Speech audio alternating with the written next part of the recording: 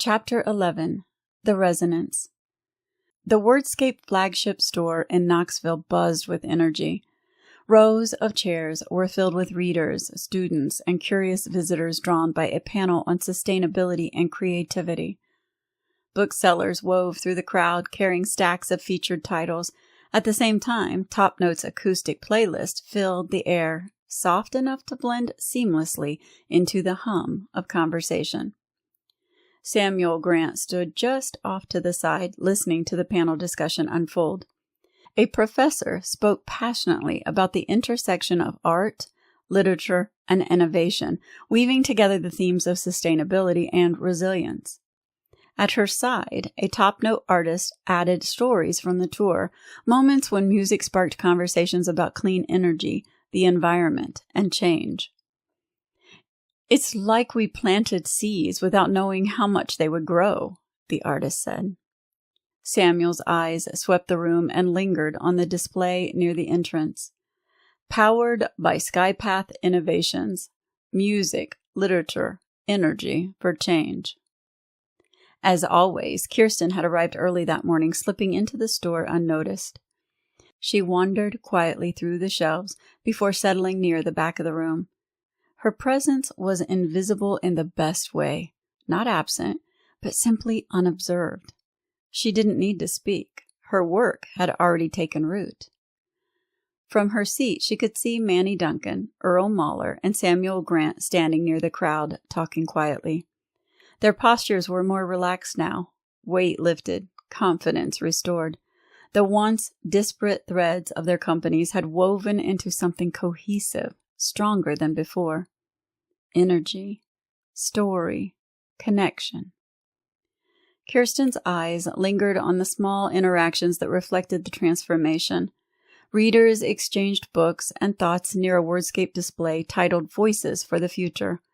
A child tugged her father toward a poster advertising a TopNote artist visit the next month. In the background, a screen looped footage of jets soaring into the sky on SkyPath's biofuel, accompanied by an anthem written for the tour. This was alignment, not as a strategy, but as an outcome. Later that afternoon, outside the store, Manny, Earl, and Samuel paused together. The crowd was dispersing, but a spark of purpose lingered in the air, impossible to ignore. Earl broke the silence, looking at Manny with a rare note of lightness in his voice. "I still don't understand how she did it." Manny smiled faintly. "It doesn't matter. Look around you. The results speak for themselves." Samuel nodded, his voice thoughtful. "She didn't give us answers. She gave us the space to find them ourselves. That's how you know it's real." They all looked back toward the store as the lights dimmed, the activity quieting for the evening. "Do you think she's here?" Earl asked. Samuel glanced around. "If she is, you won't see her." Inside, Kirsten sat in a small reading nook tucked behind a shelf. She'd been listening to the energy all around her. It was steady now, purposeful, alive. Her notebook lay open in her lap. Though she'd only written a few lines, she added one more. The work is theirs now. She closed the notebook with a quiet finality and slipped it into her bag. The rhythm of the store continued uninterrupted around her, the sound of conversation and soft footsteps weaving into a harmonious flow. Her role here was finished. As Kirsten walked through the quiet aisles toward the exit, her movements were unremarkable, unnoticed, just as she preferred. The companies no longer needed her presence. They had rediscovered their rhythm, their purpose, and now stood on their own, independent and strong. Outside, the Tennessee sky had turned a golden red, the edges of the horizon blurring into twilight. She paused to take it in, breathing deeply as the cool air touched her face. For a moment, she stood still as though savoring the culmination of her work. Then, with a quiet sense of resolve, she turned and walked forward, ready for whatever might come next. In the weeks that followed, news of the collaboration continued to spread. The music tour, powered by clean aviation fuel, was declared a triumph. SkyPath's biofuel became the center of environmental panels and think pieces on sustainability. TopNote's artists were celebrated for their ability to create music that inspired. Wordscape stories were hailed as cultural hubs, spaces where people could connect, reflect, and engage. Business articles speculated about the unseen force behind the alignment. Consultants were credited, PR teams were praised, but no one could quite pin down the hidden conductor behind the scenes.